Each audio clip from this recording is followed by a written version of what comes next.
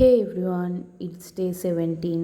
তো সকাল সকাল উঠে তো বিছানাটা আগে গুছিয়ে নিলাম। তো 45 মিনিট পর তারপর তো ব্রাশ ট্রাশ করে এসে ফ্রেশ হয়ে এক গ্লাস উষ্ণ গরম জল খেয়ে নিলাম রোজকারের মতো। আর আজ তো রবিবার, তো তারপর দেখলাম কেউ একজন ভোগের প্রসাদ একটু দিয়ে গেছিলো, তো আমি একটুখানি খেয়ে নিয়েছিলাম। আর সাথে করেছিলাম ব্রেকফাস্ট। তো ব্রেকফাস্ট করতে করতে একটু ল্যাপটপও দেখছিলাম।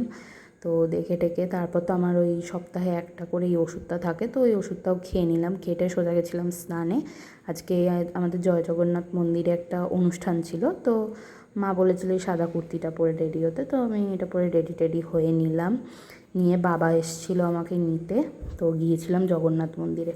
কেন জানি না এখন ঠাকুরের সামনে গেলে খুব শান্তি লাগে। তারপরে আমরা খাওয়া দাওয়া করে বাচ্চা পার্টিদেরকে জ্যাঠামণি নিয়ে চলে এলো, আর আমি জামাইবাবুর সাথে বাড়ি চলে এলাম বাইকে করে। তারপর এসে ফল কেটে রেখে গেছিলাম, তো ফলগুলো একটু খেয়ে নিলাম। আজকে ফার্স্ট খেলাম আম এই সিজনের।